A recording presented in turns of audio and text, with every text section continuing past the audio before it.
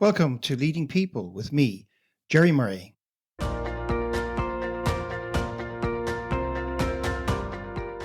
This episode of Leading People is brought to you by Wide Circle, helping you make better talent decisions.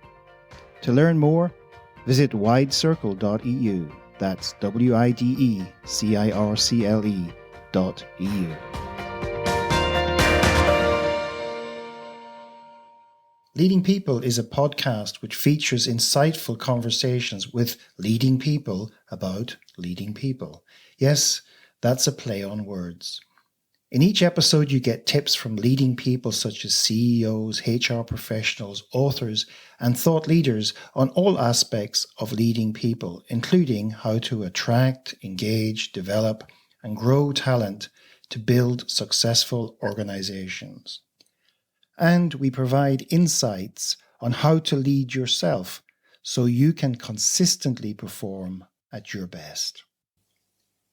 In this episode, I chat with author and leadership expert Yeni Asagid about leadership and her new book, Leading with Heart. Along the way, she talks about the world-famous leaders she's met, what qualities set them apart, qualities that many of us have or could develop, and why she calls the book Leading with Heart. Yeni Asagid, welcome to the show. Thank you for having me, Jerry. It's such an honor to be here on your show. I'm very excited to join you. You're coming in today from quite an exotic part of the world. Lusaka. Yeah, Lusaka, Zambia. Wow. I bet you the weather's better there than it is here. It's amazing. I don't want to say that we have blue skies and 25 degrees fresh, no humidity, and just a slight breeze. You just said it. But we do. You just said it. Now our listeners are all going, oh my God, lucky person. Anyway, that they say good weather is always good for the temperament, so it can help. Absolutely. So listen, it's great to have you on the show, and we know each other quite some years now, in very much in a professional capacity, but we also have had some social exchanges after our professional activities in the world of training. But our listeners don't know who you are, and I think what would be really nice now would be, tell us a little bit, how did you get here, Yeni? And then we'll get to the book, because you've written, I think, 3 books. Is that right? Or more, maybe? I think it's 4 now, but it is, okay, whatever. 4 and counting. So maybe just give us a little bit of background to yourself, and that there's some of the key pointers in your childhood, and any sort of, were there some epiphany moments or key milestones along the way which led you down the path and the career path you've chosen, and eventually to writing books, particularly the one that we're going to talk about today? Great. The last time somebody asked me this question, and I'll tell you about it later, I was supposed to have only 15 minutes for this very, very precious interview when I was writing my dissertation for my doctorate, and then we just went off track, and it lasted very long. So I'm going to be very short and not take too long to explain. So what got me here? Here being today, 2021, September 11. And today is Ethiopian New Year. Oh. We are in Ethiopia 2014. So we're much younger, both of us and all your audience together. Yes, we've just time traveled, everybody. We've gone back in time. Sort of a regression. Absolutely. Regression. Fantastic. I feel younger myself already just after you telling me that. Right? Yeah, no, it's fantastic to be Ethiopian because we have double holidays every holiday. We have 2 New Years, we have 2 Christmases, and we often have 2 Easters, and all of the holidays is double, which is fantastic. Do you have an expression, to be sure, down there?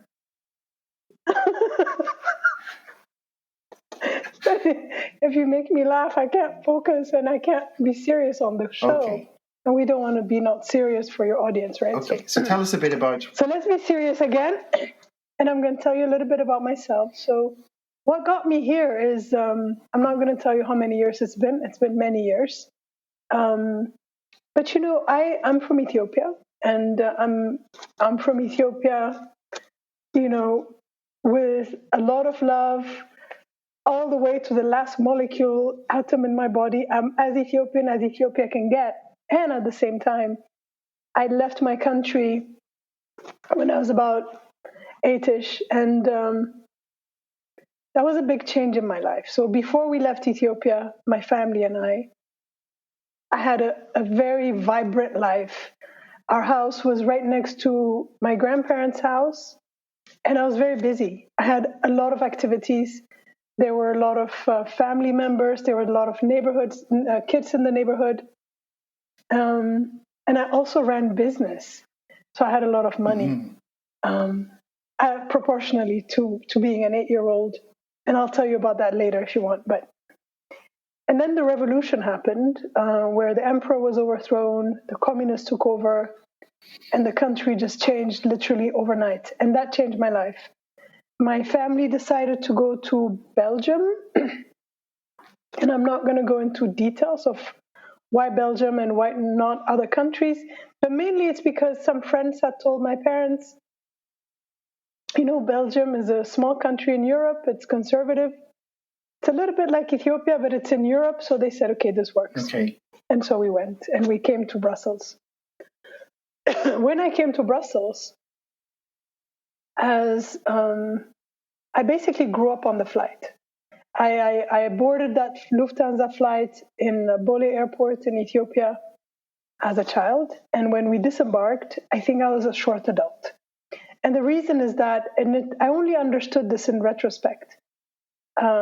Suddenly we were in a country that was not ours. I thought I was in the country of the foreigners, not really understanding that I'm the foreigner now. Needless to say, there wasn't as much sun and as much blue skies. We were not in a large house, in a large compound with garden, with people visiting. We were in an apartment. It was a large apartment. It was a 4-bedroom, pretty big, but still, it wasn't what I knew. Before coming to Brussels, because I had so much work to do and I had so many activities, I was a straight D student in school. I had a few Fs, but mainly Ds. But only because I was busy. I had other activities to take care of, such as my business as well. Yes. As most 8-year-olds out there listening to this program will fully identify with what it's like to be an 8-year-old and living a busy life, yes? No, I promise you, I had a busy life. But let's not dwell on that, because I want to get to the bit about you evolving into, you go from straight D to doing a PhD. Yeah. A PhD, was that why you thought you'd do a PhD? You thought, I'm a straight D student, so I need to get a proper qualification to prove it? No, absolutely not. And then when we came to Brussels, and it's a bit sad, because I thought, okay, well, my only purpose now and the way I can help my family is by getting good grades. So I became a straight A student, just like that. And it was really just about putting in the hours. But that also meant that it wasn't much fun. It was a lot of studying, helping my parents, being with my sisters. And I was very sad of why are we here? Why are we not in our country? Why are we not with family? Why am I not having fun on the streets in Ethiopia? And in the long run, as I got older, this reflection came to the conclusion that it's really all about leadership. So how our countries are led, how we lead our lives, how our communities are led will make a big difference in the choices that we make. And the choices that we make then define the life that we have. Yeah. And that's how I got into the field of, well, let's not call it a field, because back in the day it was not really a field. It was mainly an interest. And it's from my own interest and my own understanding that I started studying a lot about leadership and trying to understand it. And eventually, so in uni, I studied finance and investment analysis. And then I came out of uni with my MBA, and I kind of, you finish, but it was just not really there. And then I went back home and I started working with Médecins Sans Frontières there. And I was supposed to take care of communication and education. And we had a program for HIV/AIDS prevention. And this program was running in the red light district. So my job was to connect with the women that were surviving in that environment and kind of help them understand the risks of HIV/AIDS. But very soon, I became the learner and they were the teachers about life, of understanding what is it in their life that's making them do that. There's so much misunderstanding about this field and about why women do that. And it was really to feed their families and take care of their families because there were no other options available. And soon enough, I understood that, okay, what could make a change for them is first to give them the space of saying, if you want to stay in this field of work, let's work with you and find a way that you could do it in the safest way possible. And if you want to get out, let's find a way to coach you to find another way of living. I did that for several years, and eventually I went back to school to do my PhD. And I was lucky enough to find a wonderful program in California at the California Institute of Integral Studies, CIS, in San Francisco. And that's where I started just researching, what is leadership and why does it matter? And how do you learn it? And are you born with it? And, why does it even matter? Mm-hmm. Yeah. And I think for me, it was probably like the best years of my life in terms of studies are concerned, because I was almost getting, answers to my lifelong inquiry. Yeah. That's really what it was. And then when I finished that, even while I was doing it, I kept working in the world of development. I was doing a lot of coaching, a lot of training, and I was working with a lot of different NGOs as well. Yeah.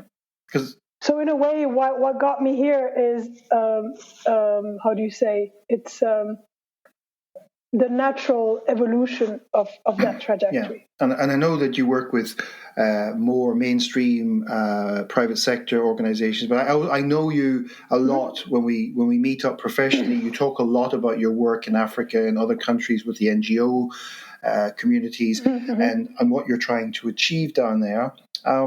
Maybe now it's a good time because our listeners might be wondering about this book. So you've just published another book, and it's called Leading with Heart. And I want to know what prompted you to write this book now. Yeah, thank you for that question. So I learned so much from my doctoral research, and I had the opportunity to meet so many just amazing leaders, amazing. And my dissertation was very long. It was close to 700 pages-ish at the beginning, and then I couldn't cut it down, eventually cut it down to about, in the high 500s. But I knew at that time that nobody's going to read all these pages. So I promised myself, at some point, I'm going to write a book that's about 100 pages or less that really talks about the essence of this research as a means of sharing what I've learned from these leaders, because I find that at the end of the day, leadership is really not complicated. It's very simple. Everybody is already a leader and can learn to be an even better leader at whatever level they operate. And so this book is about that. Okay, so maybe that people might be saying, okay, Jenny, now tell us how that all works. Before you answer that, because I did ask you this question before we came on air, you call it the book Leading with Heart. And my question was, maybe some other people out there are wondering why you didn't put like a definite article like leading with the heart or leading with your heart or whatever. And I think you have a very clear rationale for why you picked leading with heart.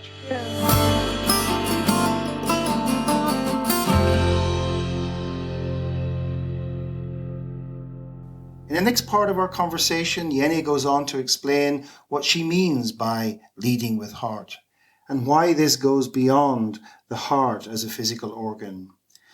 She then talks about her experiences meeting world-famous leaders when doing her research and what qualities she has observed in them. And then we'll get to the book itself.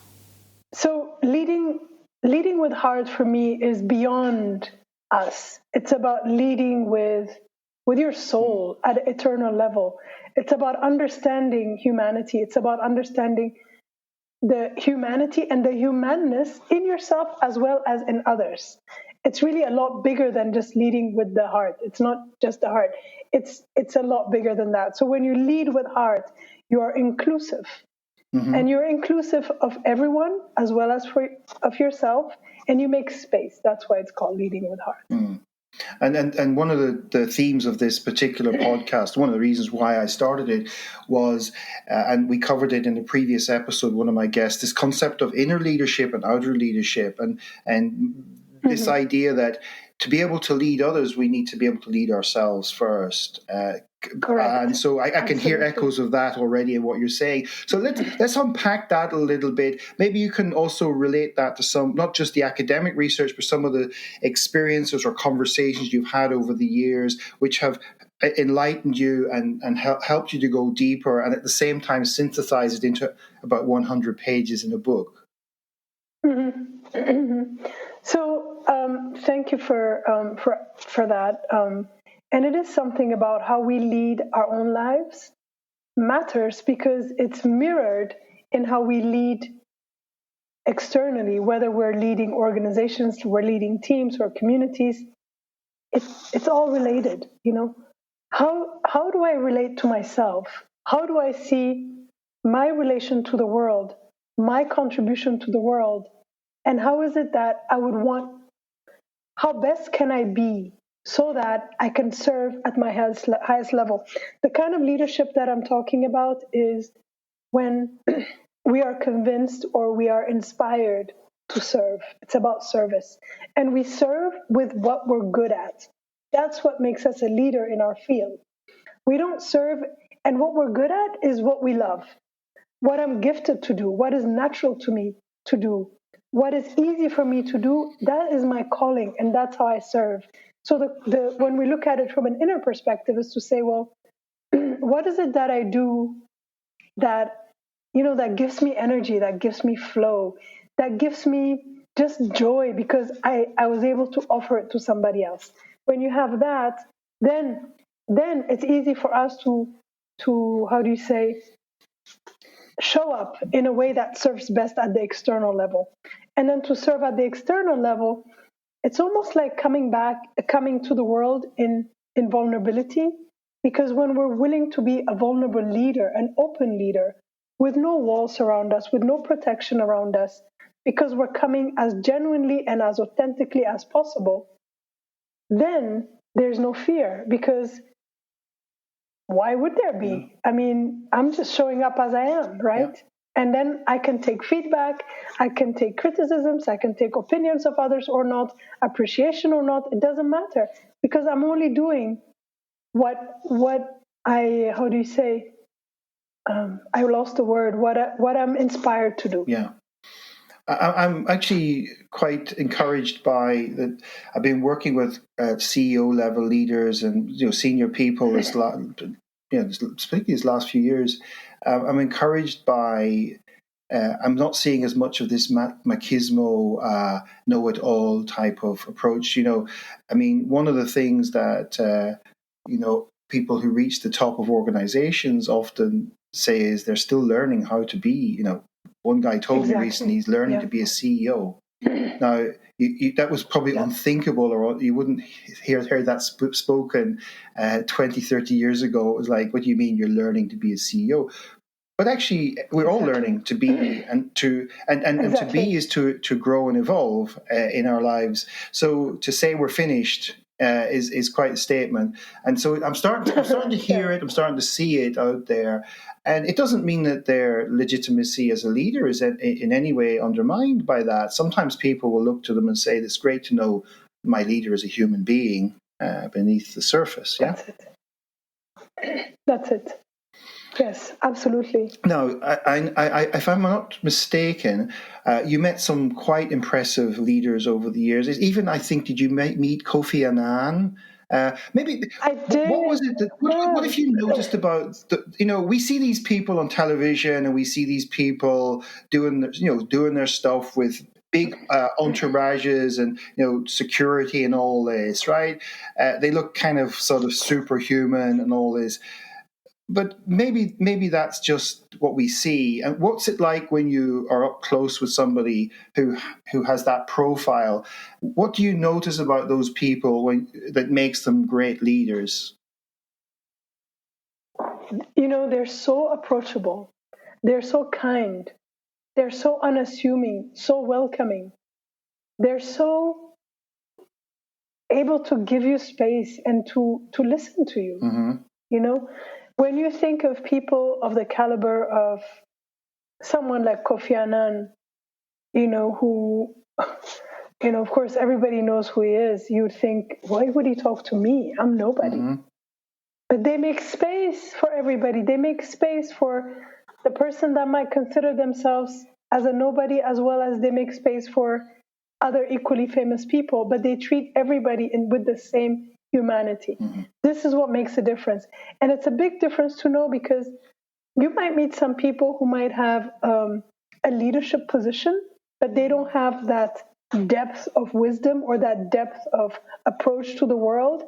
And they might fall prey to actually giving time or space to people based on what they have, who they are, or what title they have, which is so wrong, because it's so narrow, you know? It's so narrow, it's so ungenerous. Yeah, and so yeah. I mean, some of the studies and trainings I've done, on my own journey, really true leaders tend to be people who just attract followers. They don't really have to make an effort. It's just people see something in them, or hear something, or feel something about those people, and they somehow they sense these people are worth following. They seem to have. It's almost like they have a light shining inside them, and people can see it. Like a halo. Yeah. So there's a sort of, they feel the energy. Yeah. So let's get a little bit more into the book. Who was the audience for this book? Were you thinking of a particular audience when you wrote it, or is it for everyone? I think it's for everyone. It's a very accessible book. It's in very straight, clear, uncomplicated language. It's short. It's about 100 pages. And so a bedtime read. Read for those who can read fast. A bedtime read, or even one afternoon. And to just read it, maybe not even finish it fast. Read it here and there. You can read it at different times in different places, and it's a book for reflection. It's for you to read a page or two and say, what does this mean for me? What does this mean in my life? So, for example, when we talk about listening and making space for listening, this is a leadership trait that is key, essential. It's a pillar. The greatest leaders that I've met make time to listen to others, and they listen to others in a very deep way. They give you that space. You feel it. And already, because you feel you're being listened to at that level, it helps you step up your own level of engaging with them.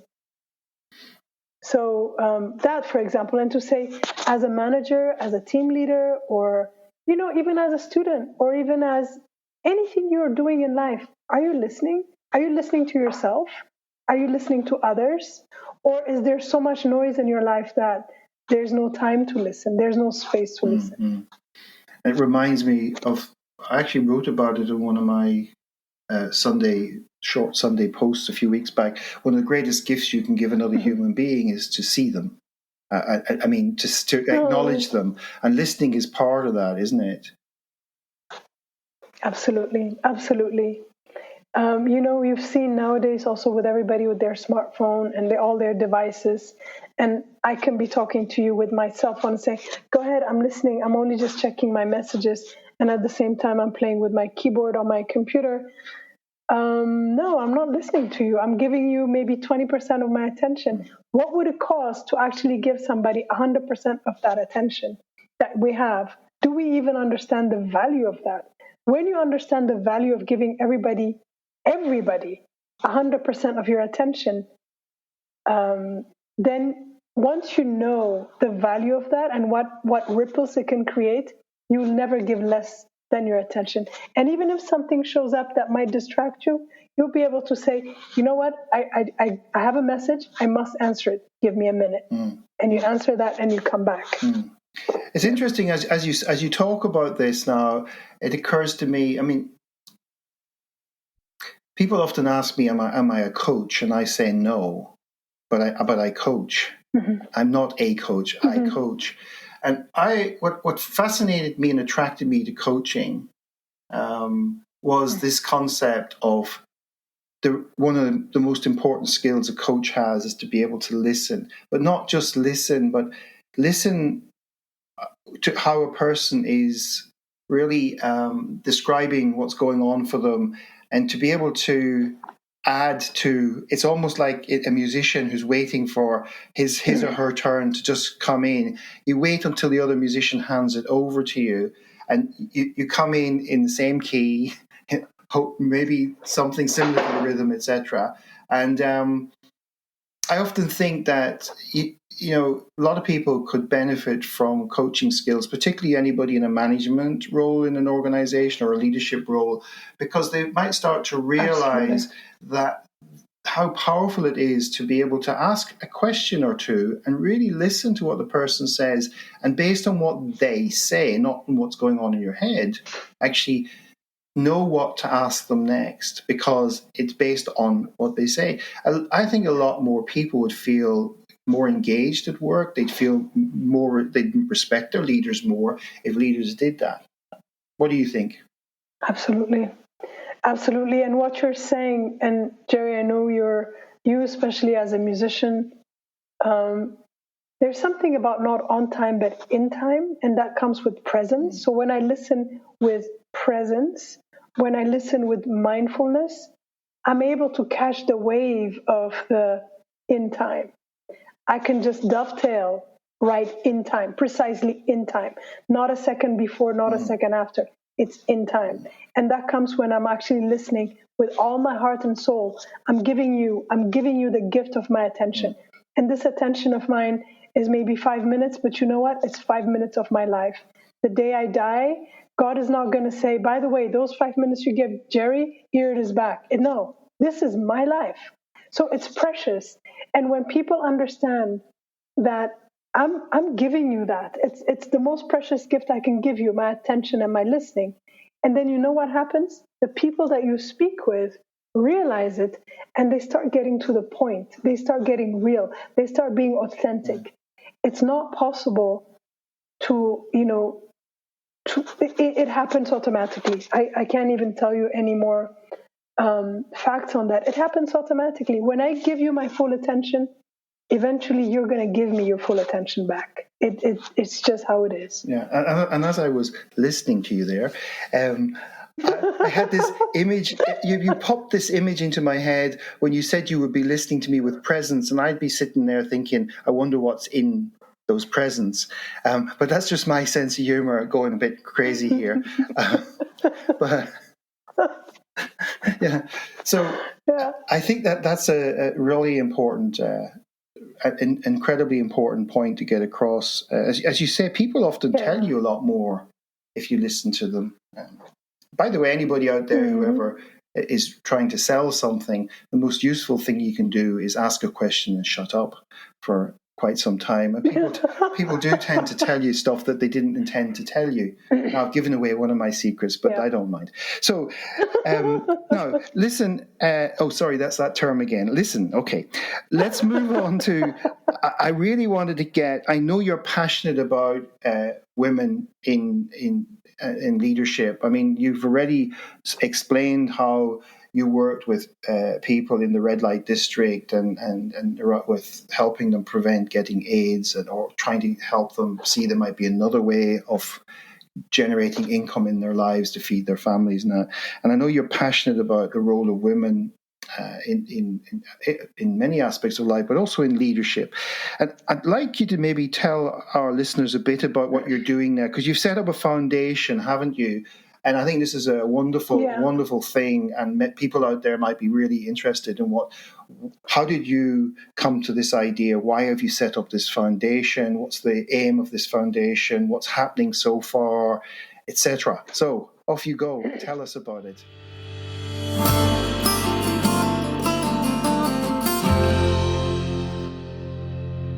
In the final part of the show, Jenny explains why she has set up a foundation to equip young women with life skills.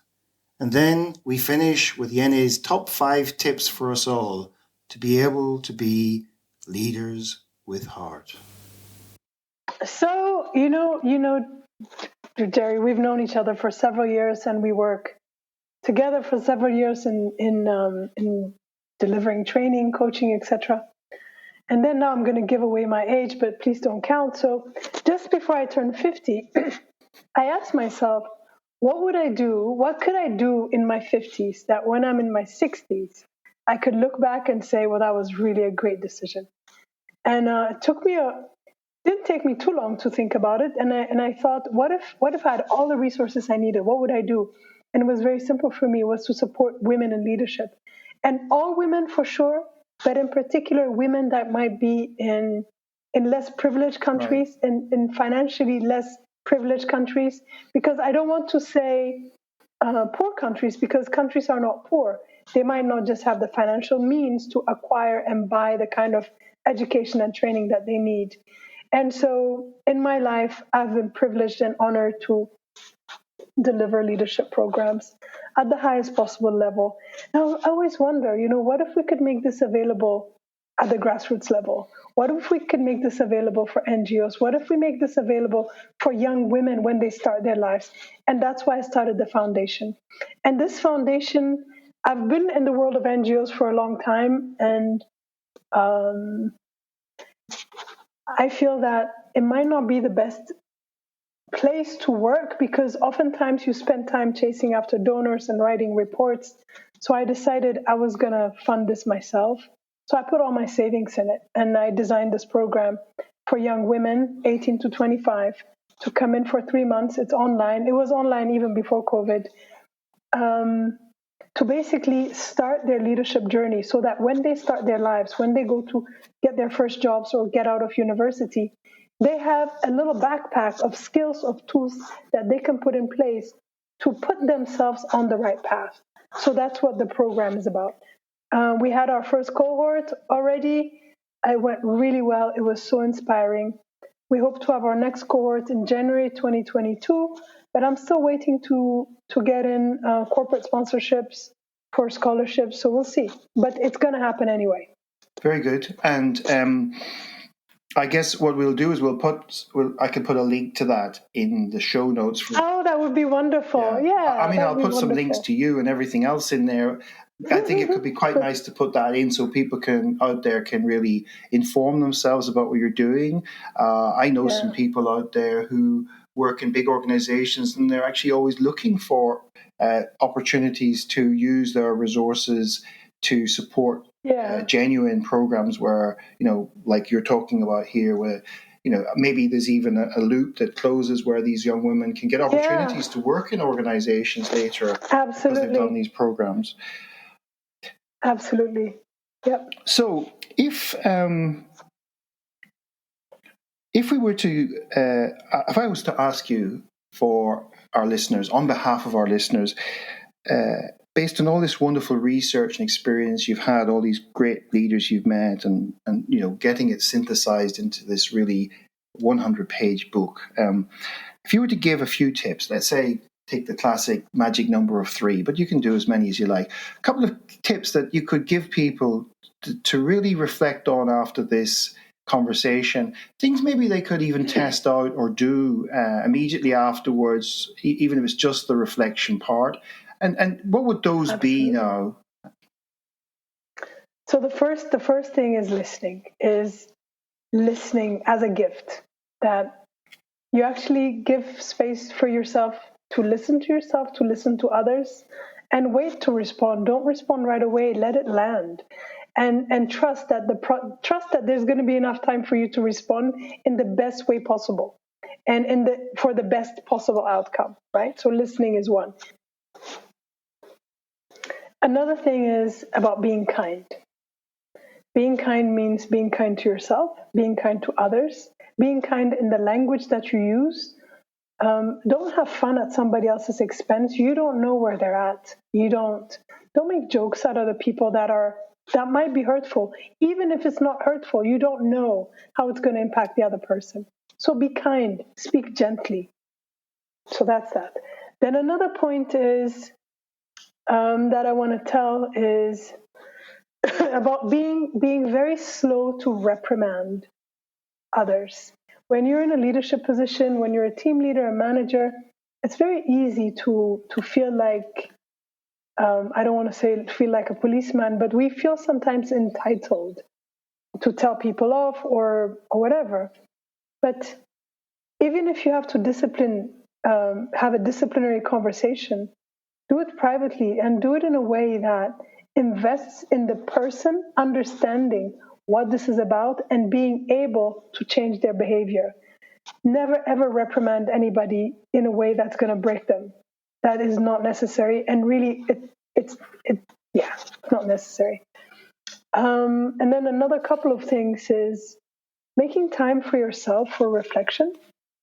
That even though we're all like going 180 miles per hour and we're so busy, still carve out time for yourself to think in the morning, in the evening, throughout the day. Put a pause, like how am I doing? How am I feeling? What should I do next? What feels right? Have that moment for reflection. And last but not least, it's about having a practice of mindfulness throughout the day of as you live your life, as you go your days, as you go your journey, maybe allow your witness self to witness your life and inform you about what it's witnessing. So these are the 5 things that I would say in a nutshell would be important to apply. So, coming to the end, what's next for Jenny? Yeah, that's a big question. I wish I knew the answer. But I think I know the answer. What's next starting 2022 is maybe for me to step back a few months and to be able to look at the next 10 years and slightly shift my direction in terms of my work. But that I don't focus on the work first, but I focus on the contribution that I want to do, and then I'll adjust the profession to go along with it. So it will still be in line of leadership, but the question is, will I be involved more in coaching or more in training? And my heart is going towards coaching. Okay, that's great news for anybody out there who's going to be coached by you. Well, I must say that I've really enjoyed the conversation, and for me personally, I'm leaving this conversation 7 years younger. That's one of the great benefits I've had. And this is great news for anybody out there who's feeling 50, because you're now 43, according to Jenny. So that's one of the great things. I guess people can how do people get in contact with you? Anybody who wants to reach out to you now, I guess LinkedIn, or where would they? LinkedIn is the best. LinkedIn is the best, yeah. Okay. I'll send you my LinkedIn link. Your LinkedIn link. How original of you. Well, listen, Jenny, it's been a real pleasure for myself, and I'm sure for our listeners, to have you on the show to share these insights and all that wisdom with everyone. I want to really thank you for that from the bottom of my heart. Yeah, and me, I want to thank you too, Jerry, for creating this opportunity, and I want to thank your audience for listening and for also giving me the opportunity to share my stories. And I do confirm that as of today, it's 2014 in Ethiopia, so we're all 7 years younger. Thanks, Jenny. Thank you. Thank you for tuning in to this week's episode. You will find details of what we covered in the show with links, etc. in the show notes. Please share your key takeaways from today's guest and let your friends and colleagues know about the podcast. Oh, and if there's a particular author or leading thinker you'd like me to interview, just get in touch and I'll do my best to get them on the show. This episode was brought to you by Wide Circle, helping you make better talent decisions. To learn more, visit widecircle.eu. That's WIDECIRCLE.eu. Until next time.